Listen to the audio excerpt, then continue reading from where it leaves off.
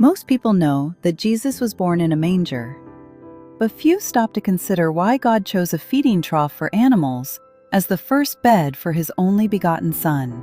If God wanted to make a statement about power, he could have placed Jesus in a palace. If he wanted to impress the world, he could have arranged for the Son birth among kings and emperors. Instead, the King of Kings entered the world in a stable and was laid in a feeding trough, which is very profound if you consider it. A manger was not a crib. It was a feeding trough for animals. It was the place where the hungry came to receive nourishment. Long before Jesus preached a sermon, healed the sick, or went to the cross, God was already revealing his purpose through the place of his birth. The bread of life was laid in a place of feeding because he came to satisfy the deepest hunger of the human soul.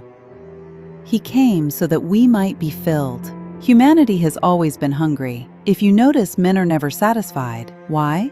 Because real satisfaction comes from a life bent toward God.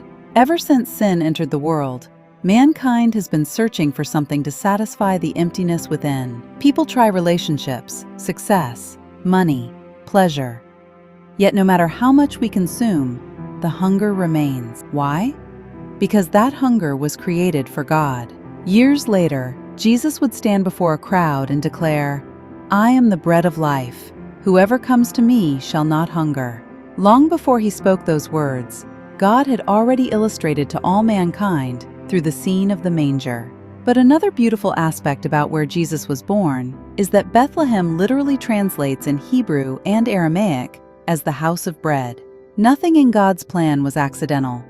Every detail about Christ reveals he is the remedy for a sick and dying world. The manger also reveals the nature of grace.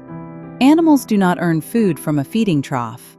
They simply receive it. Many people spend their lives spiritually exhausted because they are feeding on the wrong things. They feed on fear and wonder why they have no peace. They feed on social approval and wonder why they still feel empty.